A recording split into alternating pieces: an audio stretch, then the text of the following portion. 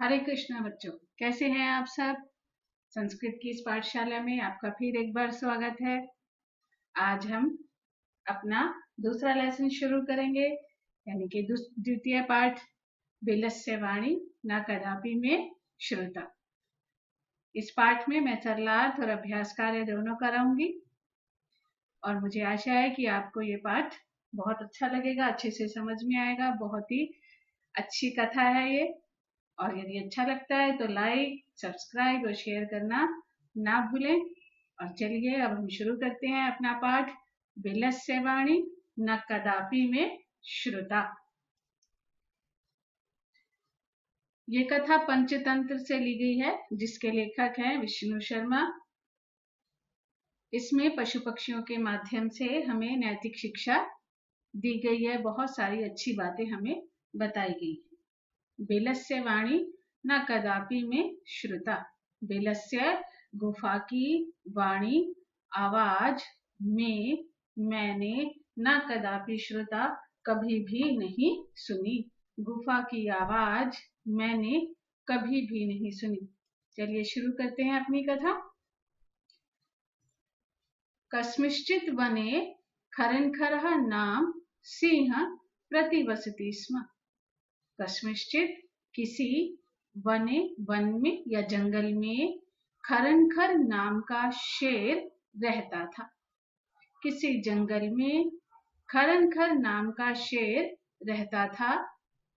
सा कदाचित इतस्ततः परिभ्रमन् शोधार्ता न किंचित अपि आहारं प्राप्तवान्।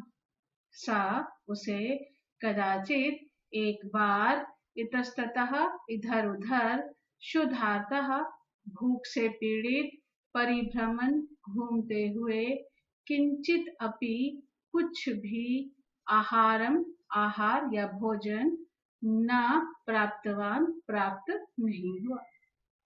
किसी वन में खरंखर नाम का शेर रहता था। उसे एक बार इधर उधर भूख से पीड़ित घूमते हुए कुछ भी आहार प्राप्त नहीं हुआ। ततः सूर्यास्त समय एकां महतीं गुहां दृष्ट्वा स अचिंतयत्। ततः उसके बाद सूर्यास्त के समय एकाम एक महतीं बड़ी गुफा को दृष्टवा देखकर, स उसने अचिंतयत सोचा। उसके बाद सूर्यास्त के समय एक बड़ी गुफा देखकर उसने सोचा, नूनम एतस्यां गुहायां रात्रौ कोऽपि जीवः आगच्छति। नूनम निश्चित रूप से, एतस्यां इस गुहायां गुफा में, रात्रौ रात्रि में, कोऽपि जीवः कोई जीव या कोई प्राणी, आगच्छति आता है। निश्चय ही इस गुफा में रात्रि में कोई जीव आता है। अतः अत्र एव निगूढ़ो भूत्वा तिष्ठामि इति। अतः इसलिए अत्र एव यहाँ ही, निगूढ़ो भूत्वा छिप कर, तिष्ठामि बैठ जाता हूँ। उसके बाद सूर्यास्त के समय एक बड़ी गुफा को देखकर उसने सोचा, निश्चय ही इस गुफा में रात्रि में कोई जीव आता है, इसलिए यहाँ ही छिपकर बैठ जाता हूँ। एतस्मिन् अंतरे गुहायाः स्वामी दधिपुच्छः नामकः श्रृगालः समागच्छत्। एतस्मिन् अंतरे, इसी बीच में, गुहायाः स्वामी, गुफा का स्वामी या गुफा का मालिक जो उस गुफा में रहता था, दधिपुच्छा नामकः, दधिपुच्छ नाम का, श्रृगालः एक सियार, समागच्छत् आया। इसी बीच में गुफा का स्वामी दधिपुच्छ नाम का एक सियार आया। साचा यावत् पश्यति तावत् सिंह पद पद्धति गुहायां प्रविष्टा दृश्यते नाचा बहिर्आगता।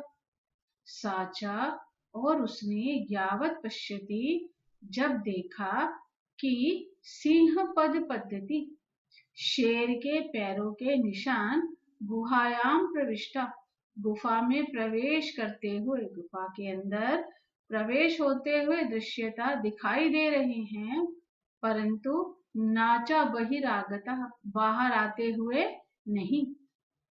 इसी बीच गुफा का स्वामी दधीपुच्छ नाम का एक सियार आया और उसने जब देखा कि शेर के पैरों के निशान गुफा के अंदर प्रवेश होते हुए दिखाई दे रहे हैं, परंतु बाहर आते हुए नहीं।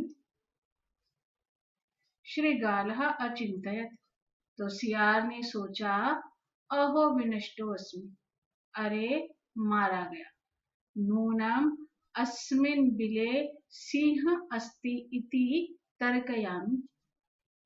नूनम निश्चित रूप से अस्मिन् बिले इस गुफा में सिंह अस्ति कोई शेर है, इति तर्कयामि ऐसा लग रहा है।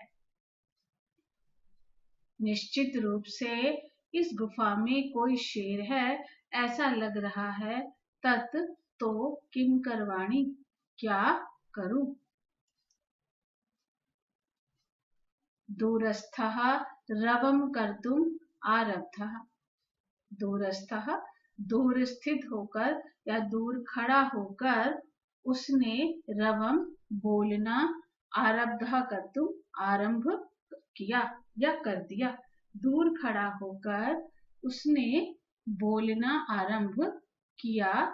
भो बिल, हे गुफा किम न स्मरसि यत् मया त्वया सह समयः कृतः अस्ति।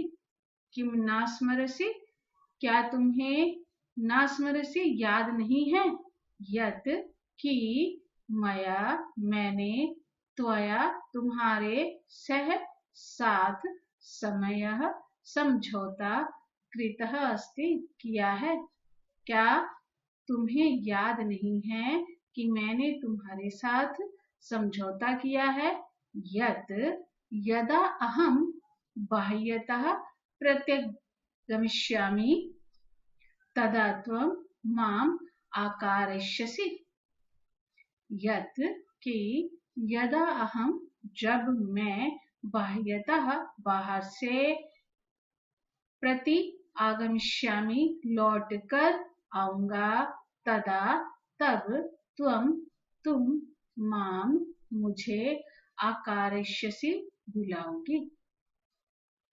यदि त्वं माम न आह्वयसि तर्हि अहम द्वितीय बिलं यास्यामि इति। यदि तुम माम मुझे न आह्वयसि नहीं बुलाती हो तर्हि तो अहम मैं द्वितीयम दूसरी बिलम गुफा में यास्यामि चला जाऊंगा। दूर खड़ा होकर उसने बोलना आरंभ किया, हे गुफा क्या तुम्हें याद नहीं है कि मैंने तुम्हारे साथ समझौता किया है कि जब मैं बाहर से लौटकर आऊंगा तब तुम मुझे बुलाओगी या आवाज दोगी। यदि तुम मुझे नहीं बुलाती हो तो मैं दूसरी गुफा में चला जाऊंगा। अथ एतत् श्रुत्वा सिंह अचिन्तयत्, नूनम एषा गुहा स्वामिनः सदा सम आह्वानं करोति परंतु मद्भयात् न किंचित वदति। अथ अब एतत् श्रुत्वा यह सुनकर सिंह अचिंतयत शेर ने सोचा। अब यह सुनकर शेर ने सोचा, नूनम एषा गुहा निश्चित रूप से यह गुफा स्वामी को या अपने स्वामी का सदा आह्वान करती है अर्थात उसे बुलाती है, परंतु मद भयात मेरे भय से न किंचित अपि वदति, कुछ भी नहीं बोल रही है। यह सुनकर शेर ने सोचा, निश्चय ही यह गुफा अपने स्वामी का सदा आह्वान करती है, परंतु मेरे डर से कुछ नहीं बोल रही है।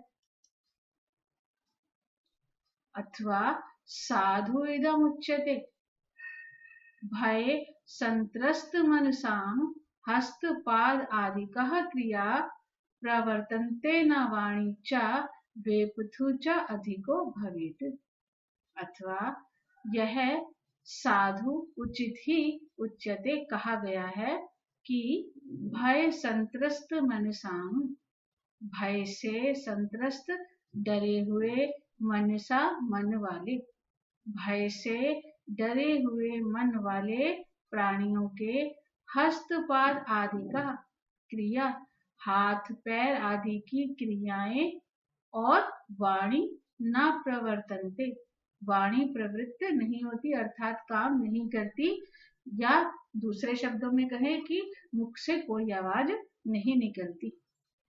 वेपथु च अधिको भवेत्, और वेपथु कंपन भी अधिक होता है। भय से डरे हुए मन वाले प्राणियों के हाथ पैर आदि की क्रियाएं और वाणी प्रवृत्त नहीं होती हैं अर्थात कार्य नहीं करती है, और कंपन भी अधिक होता है। तद अहम अस्य आह्वानं करोमि, एवं सा बिले प्रविश्य मे भोज्यं भविष्यति। इत्थं विचार्य सिंह सहसा श्रृगालस्य आह्वानम् अकरोत्। तद अहम, तो मैं, अस्य इसको, आह्वानम करोमि आह्वान करता हूँ अर्थात बुलाता हूँ, तो मैं इसको बुलाता हूँ। एवं ऐसा करने पर सा वह बिले गुफा में प्रवेश करके में मेरा भोज्यम भोजन भविष्यति बन जाएगा। ऐसा करने पर वह गुफा में प्रवेश करके मेरा भोजन बन जाएगा।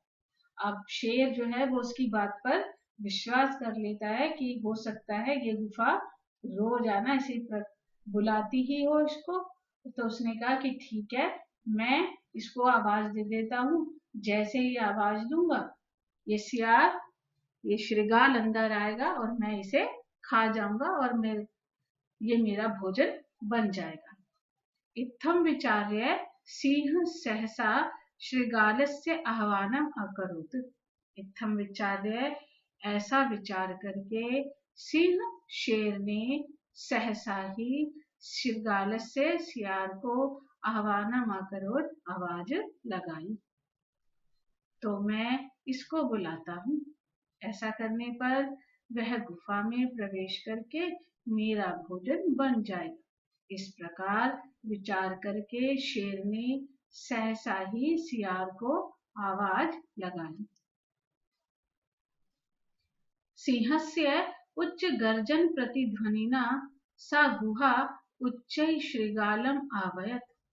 अनेन अन्ये अपि पशवः भयभीतः अभवन्। श्रृगालः अपि ततः दूरं पलायमानः इमम् अपठत्। सिंहस्य शेर की उच्च गर्जना की प्रतिध्वनि से, गूंज से, सा गुहा उस गुफा ने, उच्चई श्रृगालम आवयत जोर से सियार को बुलाया या आवाज दी। शेर की उच्च गर्जना की प्रतिध्वनि से उस गुफा ने जोर से सियार को आवाज लगाई या सियार को बुलाया।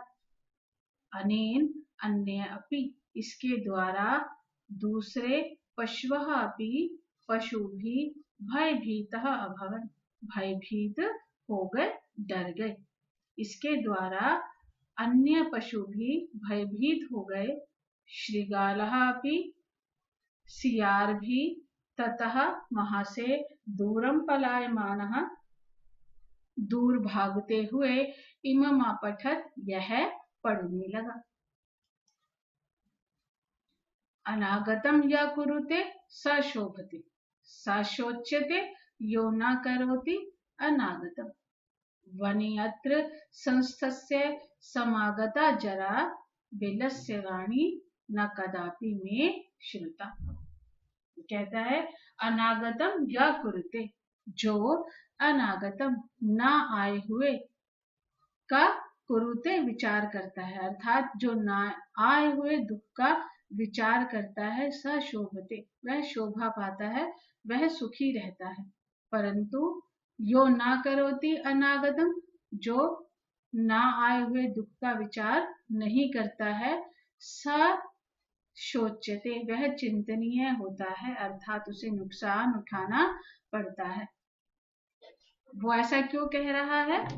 वो ऐसा इसलिए कह रहा है कि वने अत्र संस्थस्य समागता, यहाँ वने जंगल में संस्थस्य रहते हुए जरा समागता बुढ़ापा आ गया है, परंतु बिलस्य वाणी न कदापि में श्रुता, परंतु गुफा की आवाज मैंने कभी नहीं सुनी। जो ना आए हुए दुख का विचार करता है वह शोभा पाता है, परंतु जो ना आए हुए दुख का विचार नहीं करता है वह चिंतनीय होता है। यहाँ वन में रहते हुए बुढ़ापा आ गया, परंतु मैंने गुफा की आवाज कभी भी नहीं सुनी। और इस प्रकार होशियार जो है थोड़ी सी अपनी बुद्धि का प्रयोग करके, थोड़ी सी चालाकी से आने वाले संकट से बच जाता है और अपनी जान बचा लेता है और पता कर लेता है कि गुफा में शेर है। मुझे लगता है बेटा आपको ये कहानी बहुत अच्छी लगी होगी और बहुत अच्छे से समझ में भी आई होगी। अब हम आगे बढ़ते हैं और इसका अभ्यास करते हैं। अभ्यास में जो हमारा प्रश्न है वो है एक पदेन उत्तरम लिखत, एक शब्द में उत्तर लिखिए। हमें केवल एक शब्द में उत्तर देना है। मैंने जैसे पिछली कक्षा में भी आपको समझाया था कि हमेशा प्रश्नवाचक शब्द को ध्यान से देखें और विचार करें कि हमसे क्या पूछा जा रहा है, और प्रश्नवाचक शब्द में जो विभक्ति, जो वचन, जो लिंग होता है उसी के अनुसार ही हमें उत्तर देना होता है। सिंहस्य नाम किम, शेर का नाम क्या है? खरन खरह। शेर का क्या नाम है? खरन खरह। गुहाया स्वामी का आसित, गुफा का स्वामी कौन था? कौन था? श्रृगालः। सिंह कस्मिन् समये गुहायां समीपे आगतः, शेर किस समय गुफा के समीप आया था? हमने पढ़ा सूर्यास्त समय, सूर्य अस्त होने के समय। हस्तपाद आदि का क्रिया के सामना प्रवर्तन्ते, हाथ पैर आदि की क्रियाएं किसकी काम नहीं करती हैं? भय से डरे हुए मन वाले प्राणी की। तो हमारे पास क्या शब्द था श्लोक में? भय संत्रस्त मन साम। गुहा केन प्रतिध्वनिता, गुफा किसके द्वारा प्रतिध्वनित हुई थी? सिंह गर्जने में, शेर की गर्जना के द्वारा। अगला प्रश्न है पूर्ण वाक्येन उत्तरत, पूर्ण वाक्य में उत्तर दीजिए। खरन खरा पुत्र प्रतिवसति स्म, खरन खरा कहाँ रहता था? पुत्र वने जंगल में। खरन खर शेर जो है वो जंगल में रहता था। महतीं गुहाम दृष्ट्वा सिंह किम अचिंतयत, बड़ी गुफा को देखकर शेर ने क्या सोचा? शेर ने क्या सोचा था? हमने अपना पाठ पढ़ा है, उसमें हम देखेंगे कि क्या सोचा था। महतीं गुहाम दृष्ट्वा सिंह अचिंतयत, नूनम एतस्यां गुहायां रात्रौ कोऽपि जीवः आगच्छति, अतः अत्र एव निगूढ़ो भूत्वा तिष्ठामि इति, कि निश्चय ही इस गुफा में रात्रि में कोई प्राणी आता है, इसलिए यहाँ ही छिपकर बैठ जाता हूँ।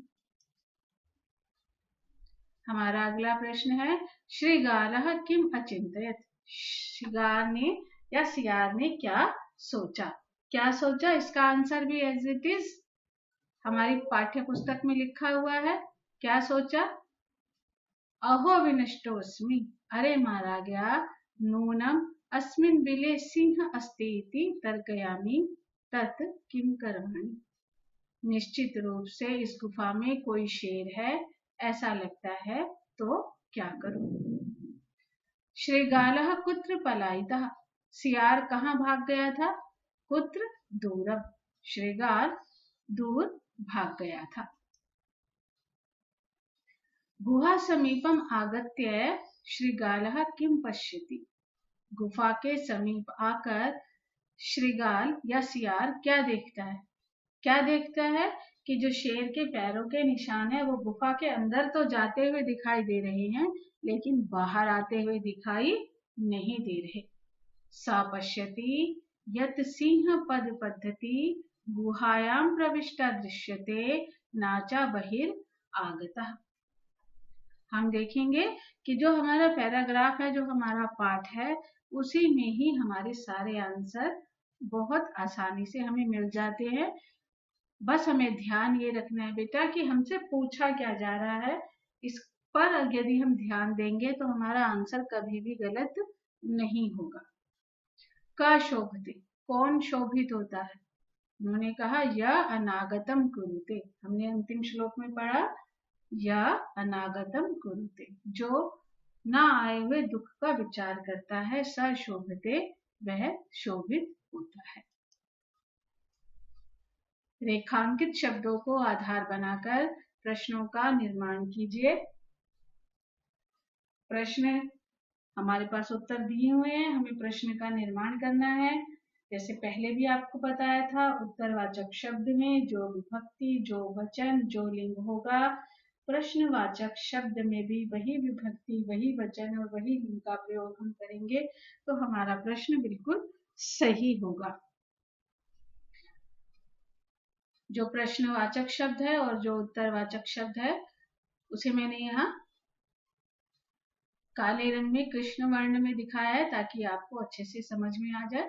क्षुधार्तः सिंह कुत्रपि आहारम न प्राप्तवान, भूख से पीड़ित शेर ने कहीं भी भोजन प्राप्त नहीं किया। कैसे शेर ने कहीं भी भोजन प्राप्त नहीं किया? तो हमारा प्रश्न बनेगा कीदृशः सिंह कुत्रपि आहारम न प्राप्तवान। दधिपुच्छः नाम श्रीगालः गुहायाः स्वामी आसीत्। दधिपुच्छ नाम का सियार गुफा का स्वामी था। तो किस नाम का श्रीगाल गुफा का स्वामी था? हमारा प्रश्न बना क नाम श्रीगालः गुहायाः स्वामी आसीत्। एषा गुहा स्वामिनः सदा आह्वानं करोति। यह गुफा स्वामी का हमेशा आह्वान करती है। यह गुफा किसका हमेशा आह्वान करती है? तो स्वामिना की जगह क्या आया? कस्य। एषा गुहा कस्य सदा आह्वानं करोति। अगला उत्तर है हमारे पास, भय संत्रस्त मनसाम हस्तपाद आदि का क्रिया न प्रवर्तन्ते। भय से डरे हुए मन वाले प्राणी की हाथ पैर आदि की क्रियाएं न प्रवर्तन्ते, काम नहीं करती हैं। प्रश्न क्या बनेगा? हाथ, भय से डरे हुए मन वाले प्राणी की कौन सी क्रियाएं या क्या क्रियाएं काम नहीं करती हैं? हमारा प्रश्न बना भय संत्रस्त मनसाम का क्रिया न प्रवर्तन्ते। आह्वानेन श्रीगालः बिले प्रविश्य सिंहस्य भोज्यं भविष्यति। आह्वान के द्वारा सियार बिल में प्रवेश करके शेर का भोजन बन जाएगा। कहाँ प्रवेश करके? शेर का भोजन बन जाएगा। तो कहाँ शब्द के लिए आएगा? कुत्र। आह्वानेन श्रीगालः कुत्र प्रविश्य सिंहस्य भोज्यं भविष्यति। हमारे पास अगला प्रश्न है, घटनाक्रम अनुसारम वाक्यानि लिखित।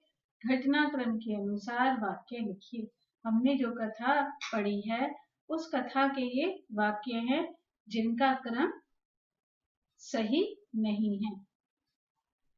आपसे कहा जा रहा है कि आपने जो कहानी पढ़ी है, जो कथा पढ़ी है, उस कहानी के अनुसार इन वाक्यों को सही क्रम से लगाइए ताकि कहानी पूरी हो सके।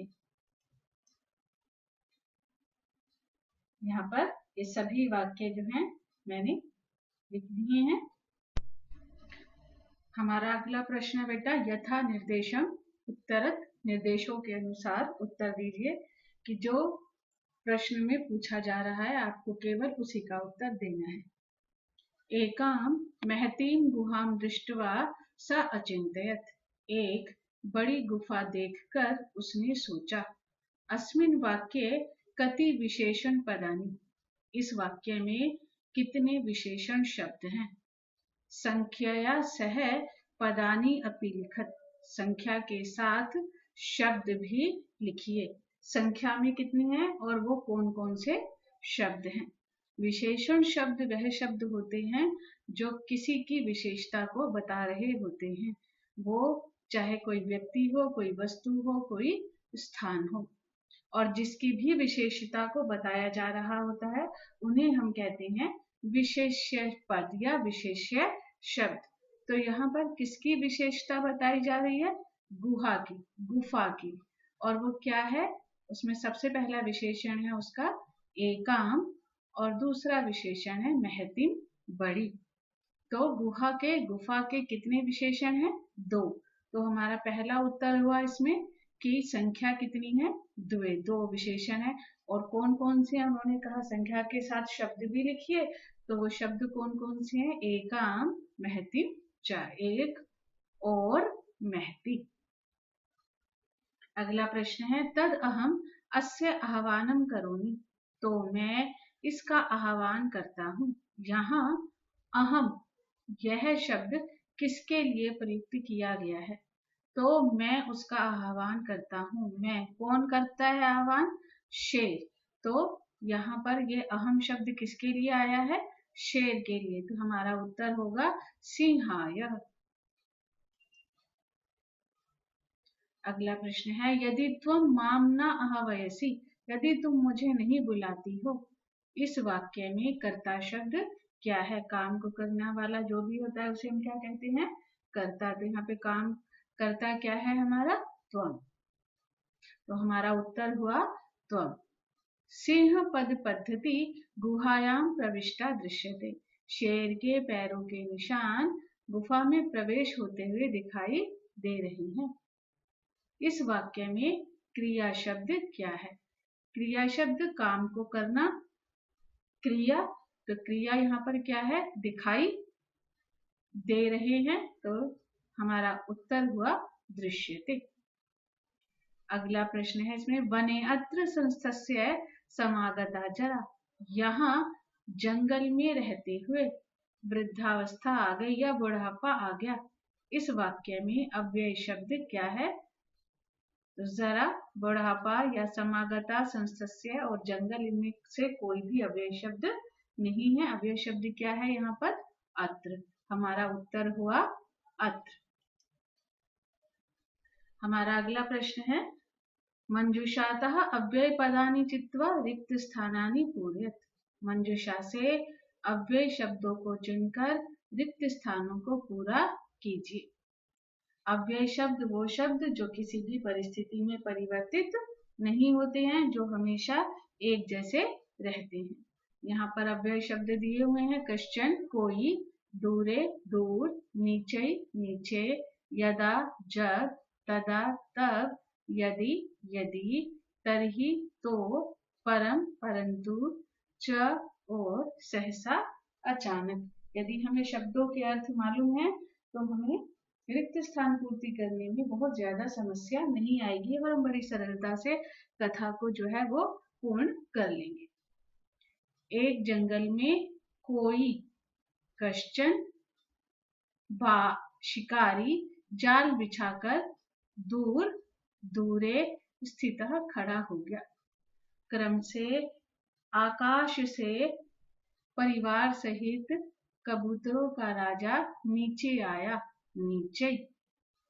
जब कबूतरों ने यदा तंडुलान चावलों को देखा तब तदा उनमें लालच उत्पन्न हो गया, परंतु राजा सहमत नहीं था। उसका तर्क था, यदि जंगल में कोई भी मनुष्य नहीं है तो तरही चावल कहाँ से आए। परंतु परम राज्ञः उपदेशम अस्वीकृत्य, राजा के उपदेश को अस्वीकार करके कबूतर चावल खाने के लिए प्रवृत्त हो गए और जाल में फंस गए। इसलिए कहा जाता है, अचानक सहसा विदित न क्रिया, कोई कार्य नहीं करना चाहिए।